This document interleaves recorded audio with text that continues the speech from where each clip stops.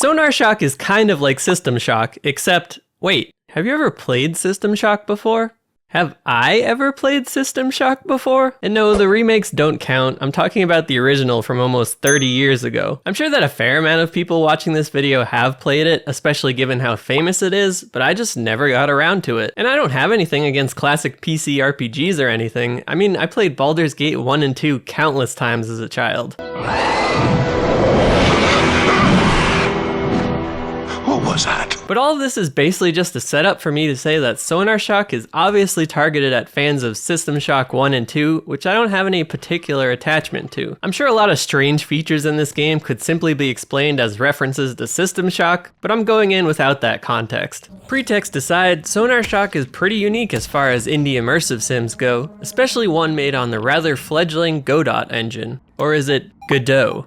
I don't know, it doesn't matter. Although it's been around for a while, Godot is definitely on the smaller side of indie game engines. Looking at their showcase, I don't recognize most of these titles, with the exception of Cruelty Squad and Cassette Beasts. But other than that, you can see it's still very much a niche engine. Now, I don't know enough about Godot to point out the pros and cons of using it, but it is something I had in the back of my mind when I ran into the game's, limitations, shall we say. But I'll get to that later. What is it that made me want to make a video on Sonar Shock in the first place? Well, mainly because I make videos on immersive sims and I saw a lot of immersive sim fans talking about it when it released. And secondly, because the developer reached out to me, so clearly I have to say just positive things about it, right? I'm just kidding. The dev did gracefully reach out with a key, but I get hundreds of emails like this all the time. But it's pretty rare that I'm interested to give these email games a spin, and even more rare that I actually decide to make a video on them. But we're all here in the video for Sonar Shock, so what is there to say about it? Simply put, Sonar Shock does have a lot to love, if you can put up with the weird controls, clunky interface, and inconsistent performance.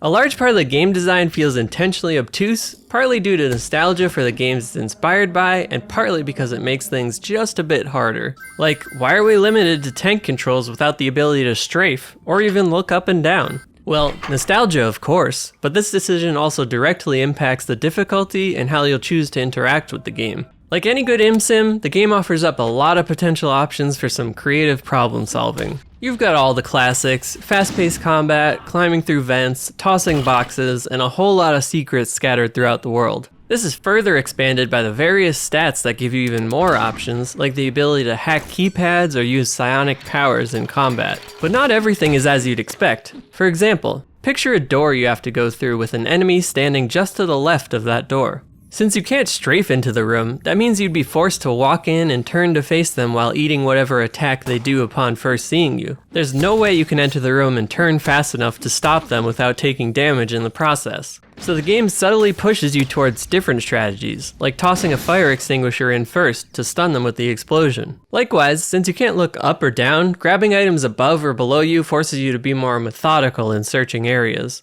On the flip side, you'll waste a lot more time just trying to pick up items at different angles than you would in any other game. Similarly, menus don't pause the game, which is fine for creating tension, but you can't actually attack unless your weapon menu is open. So if you're trying to read a quest or look at your stats and a monster pops out, you've got to quickly fumble through the menus before being able to respond. And even if you do switch back to the weapons menu in time, your gun has to be manually reloaded by dragging ammo into it with the mouse. It also needs the slide racked whenever you run out of ammo, or randomly when the gun jams because your mysterious sanity meter is low. And while you're fumbling with all this, most enemies will kill you in a matter of seconds on the default difficulty. So altogether, it does seem very intentional that every interaction is rather difficult in some way, because it does add to the tension. I think that's sort of cool. I mean, props to the dev for making everything kind of obtuse because it's central to the game design. But on the other hand, I can totally see how this would easily upset people who are more used to the streamlined games of today. And judging by some of the negative reviews, this is exactly what people are saying. It's heavily inspired by 90s games, for better and worse. And at this point, I'm a couple minutes into this video and I realize that I haven't talked about the story or setting at all. Well, Sonar Shock takes place on a Soviet nuclear sub that has recently been taken over by all sorts of strange eldritch monsters. You've got bitey blobs, possessed sailors, living suits of armor, mutated laser deer, and a whole lot of other weird creatures. Likewise, the environments you'll make your way through are quite varied, despite supposedly all being inside a submarine.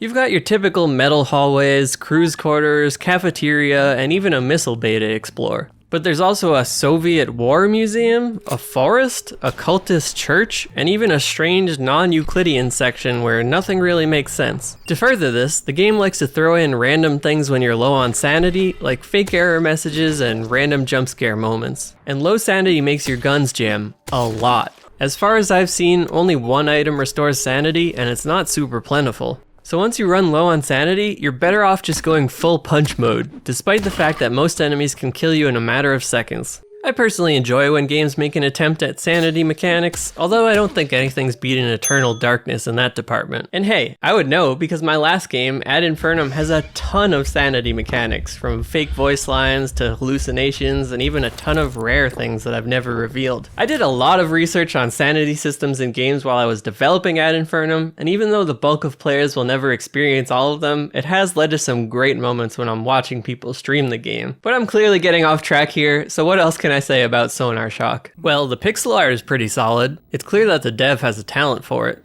On the other hand, the super low poly 3D stuff doesn't do too much for me. It's not very stylized or anything, so it just kind of comes off as amateurish in comparison to the nicely done pixel art. The audio is also rather forgettable. Thinking back on it now, was there even music in this game? I remember the intro theme song, but I'm actually struggling to think of any other music. Overall, it definitely feels like a super low budget indie game that's been fleshed out over a long time to make it into a multi-hour experience. And that's all perfectly fine by me, because despite the weird UI and retro mechanics, I had a good time making my way through the strange scenarios Sonar Shock put around every corner. Well, at least for a while I did. Unfortunately, there was one persistent issue that kept rearing its ugly head: performance. The bane of many tiny indie games. Now I have to preface this by saying I have a decent computer. It's a couple years old, but I usually don't have any problems playing new AAA games on medium or high settings. And visually, I think it's fair to say that Sonar Shock isn't doing anything that would be putting a huge strain on the GPU. Half the game is 2D art, while the other half is super low poly 3D assets, and there's no crazy effects or anything, so I think the visual department is pretty clean. And the game was running great.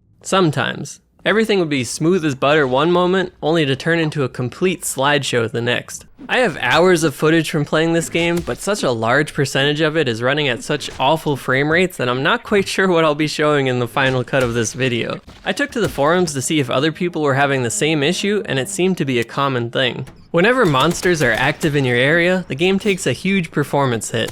The more monsters, the slower it gets. The developer had a few posts saying he'd work on the performance, and he did release one update allowing you to change the pathfinding settings, which had no major impact on my frame rate as far as I could tell. Judging by that, it seems like the dev knows that multiple monsters pathfinding at the same time makes the frame rate tank, but why is that? Just about every modern game can handle tons of enemies and NPCs pathfinding around the map simultaneously with minimal issues. And the enemies in this game don't seem to be doing anything special as far as pathfinding goes. I mean, they basically all just walk directly into you or shoot at you from afar. I've even made tons of games with lots of enemies pathfinding simultaneously, and it's never been more than 1% of my frame time or so. So back to what I was saying earlier about this game being made in Godot sitting in the back of my mind. Is 3D pathfinding in Godot a huge problem? Because at least in Unity and Unreal Engines, it's basically a non-issue. Or is the dev just doing something wrong here? Like, are they recalculating the entire nav mesh for the level for every single enemy, every single frame or something? Or is there some strange other thing that we can't possibly understand without looking in the code ourselves? It's probably that, but you never really know. Unfortunately, the game throws more and more monsters at you over time, which would be fine if everything ran okay, but it quickly became unplayable.